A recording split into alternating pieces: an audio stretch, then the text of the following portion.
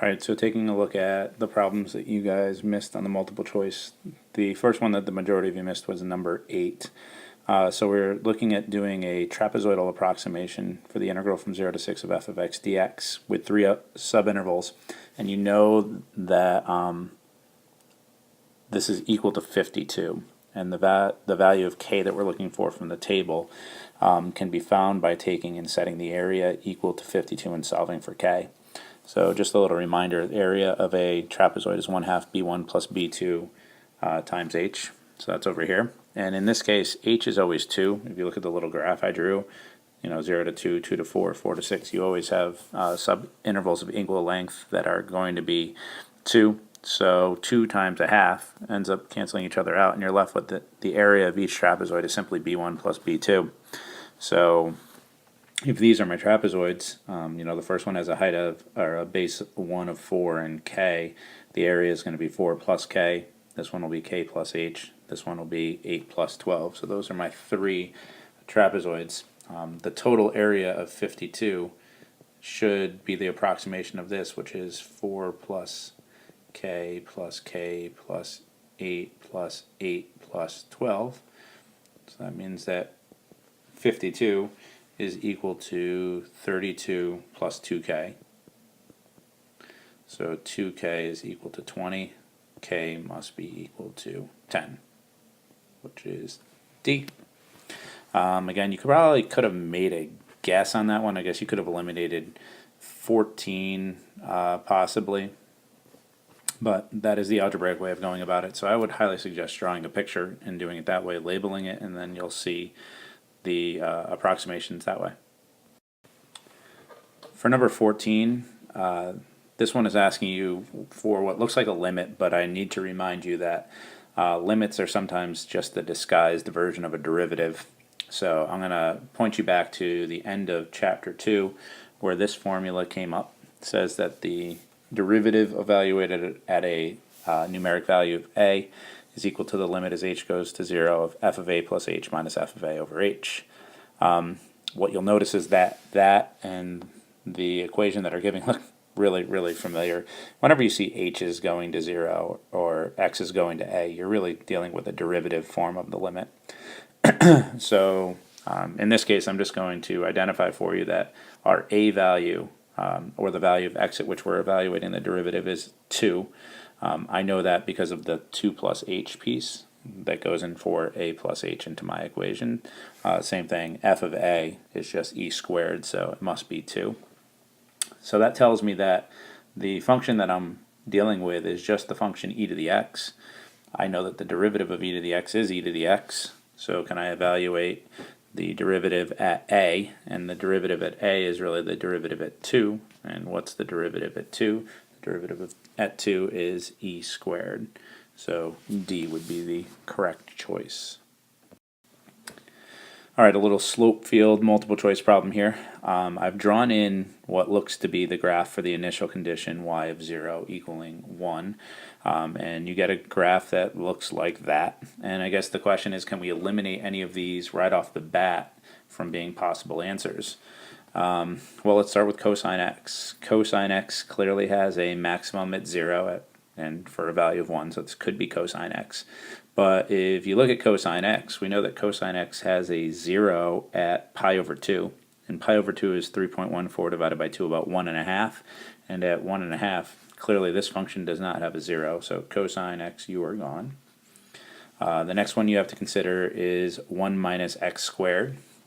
And really the concavity on this is wrong. 1 minus x squared is really negative x squared plus 1. So it's a downward opening parabola with its vertex at 0, 1. But that would look more like this, which it clearly doesn't. It has a concavity change, so you're gone, B. The graph of e to the x, e to the x could look a little bit like this in terms of its increasing from negative infinity to infinity, and it goes through the point 0, 1, but it continues to go through the point 0, 1, so it would look more like this. So the fact that it doesn't turn down in quadrant 1 eliminates it from being a possible answer. And then the square root of 1 minus x squared. For x equaling 0 does equal 1, but the square root of 1 minus x squared has a 0 at x equals negative 1. It looks like that. I think you guys know what square root curves look like. So clearly that is not going to be the choice. And that leaves you with E, which ends up being the answer. And again, I think you could just, if you needed to, just pick some points and see if it makes sense. That it's say negative 2 and positive 2. What happens? Well, at negative 2 and positive 2, you end up getting 1/5 as a slope. It's positive. Could be 1/5. It looks like it is on the graph. If you really wanted to, you could take the derivative, look at the concavity of E, but I think from simple investigation you can eliminate all of the other ones and go with E as your answer. All right, the next problem was number 16, where you're given some information about the derivative and asked what could possibly be the graph of f of x. And what you're told right here, this is an important piece of information, that the derivative is an absolute value, which means that the derivative is always positive. So if the derivative is always positive, that means that you can't have any decreasing intervals on f of x. And I've already x'd out the first 3 choices because all of those have clear negative slopes to them. The absolute value curve, the parabola, and what looks like an absolute value of a parabola for C all have negative or decreasing portions. The only 2 curves that are constantly increasing are the ones in D and E. And from there, I think we have to determine which one of them you have to choose. And I think it's pretty straightforward because at 2, the derivative is supposed to be equal to 0. So if you look at E at 2, the derivative is definitely equal to 0. If you look at the derivative at E, we have at 2 for D, we have a problem. The limit from the left is not equal to the limit from the right, therefore the derivative is not going to exist at D. So D is out. That is not a continuous function. It's not differentiable at x equals 2. So the choice is E again. All right, number 18 is what looks to be a linear approximation method problem. So you're given some information about the derivative and the function evaluated at 1, and you're asked to approximate f of 1.2 using the tangent line at x equals 1. So to get the tangent line at x equals 1, surely you need a slope. So f prime of 1, evaluate f prime at 1, you get 3. Drop that into your point slope formula, you get y minus 4, again the 4 coming from f of 1 equaling 4, x equaling 1, and slope of 3. And simplify that down, you get that answer. F of x is therefore 3x plus 1. Evaluate f of x at 1.2. You get 3.6 plus 1, or 4.6, making D the proper choice. For number 21, really you need to consider a bunch of things as to what your answer might be. Again, to point out some information here, you're given the domain 0 to 10 that we're working on, and we're told that f of 0 is equal to 2. So if I'm starting at 0 and working my way up, I have to build in a plus 2 into my problem. And the question is, what's the maximum value? So I went and just threw some A, B's, and C's on my curve so that I can reference them. And I'm going to take in all the considerations. I'm going to go 0 to A, 0 to B, 0 to C.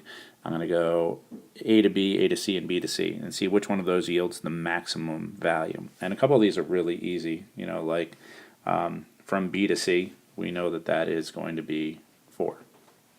From A to C, we know that that's going to be negative 6 plus 4, or negative 2. From 0 to A, I guess we'll start up here. Remember, 0 to A is going to be 2 plus whatever the area is under the curve, so 2 plus 20, which is 22. 0 to B, sorry about that one, kids opening the door in the background.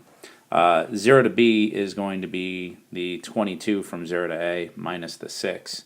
So 22 minus 6 is going to equal 16. 0 to C is going to be the 22 minus 6 plus 4, which is going to be 20. A to B we know is negative 6.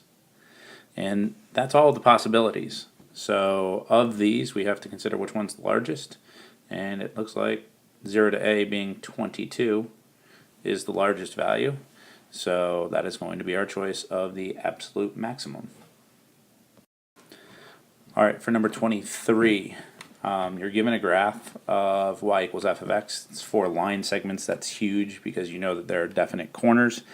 Which of the following statements are false? So again, let's work our way down. I've drawn a little something over here to the right to remind you of something, but first one, is it true that as you approach 0, f of x minus f of 0 is equal to 0? Well, as you're approaching 0, it doesn't matter if you're approaching from the left or the right, you're definitely getting closer and closer and closer to 0.